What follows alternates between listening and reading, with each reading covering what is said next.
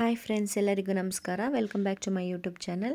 ಇವತ್ತು ನಾನು ನಿಮಗೆ ಸಿಂಪಲ್ಲಾಗಿ ಮಟನ್ ಗ್ರೇವಿ ಹೇಗೆ ಮಾಡೋದು ಅಂತ ತೋರಿಸ್ಕೊಡ್ತಾ ಇದ್ದೀನಿ. ಬನ್ನಿ, ಅದಕ್ಕೆ ಬೇಕಾಗಿರುವಂಥ ಪದಾರ್ಥಗಳು ಏನೇನೆಂದರೆ ಮಟನ್ ಅರ್ಧ kg, ಈರುಳ್ಳಿ 1, ಕೆಂಪು ಮೆಣಸಿನಕಾಯಿ 7, ಜೀರಿಗೆ 2 ಟೇಬಲ್ ಸ್ಪೂನ್, ಶುಂಠಿ ಮತ್ತು ಬೆಳ್ಳುಳ್ಳಿ, ಅಗತ್ಯಕ್ಕೆ ತಕ್ಕಷ್ಟು ಉಪ್ಪು.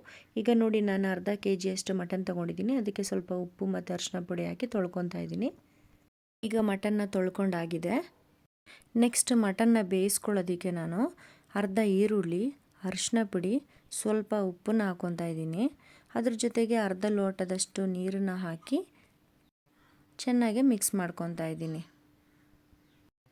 ನೋಡಿ, ಹೀಗೆ ಈ ಥರ ಮಿಕ್ಸ್ ಮಾಡಿಕೊಂಡು 4 ವಿಷಿಲ್ ಬರೋವರೆಗೂ ನಾನು ಬೇಯಿಸ್ಕೊತಾ ಇದ್ದೀನಿ ಇದನ್ನು.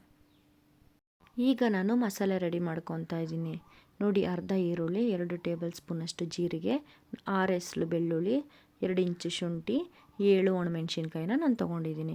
ಇದನ್ನು ಮಿಕ್ಸಿ ಜಾರ್ಗೆ ಹಾಕಿ ನಾನು ರುಬ್ಕೊಳ್ಳೋದಕ್ಕೆ ಸ್ವಲ್ಪ ನೀರನ್ನು ಹಾಕ್ಕೊಂಡು ನೋಡಿ ಫೈನ್ ಪೇಸ್ಟ್ ಥರ ಮಾಡ್ಕೊತಾ ಇದ್ದೀನಿ. ಈಗ ಮಸಾಲೆ ರೆಡಿಯಾಗಿದೆ.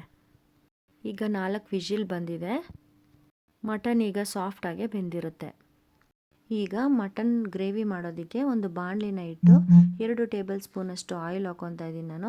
ಆಯಿಲ್ ಹಾಕೊಂಡ ನಂತರ ನಾವು ರುಬ್ಬಿಟ್ಕೊಂಡಿರೋವಂಥ ಮಸಾಲೆನ ಸಹ ನಾನು ಫ್ರೈ ಮಾಡ್ಕೊತಾ ಇದ್ದೀನಿ. ನೋಡಿ, ಈ ರೀತಿಯಾಗಿ ಫ್ರೈ ಮಾಡ್ಕೊಬೇಕು.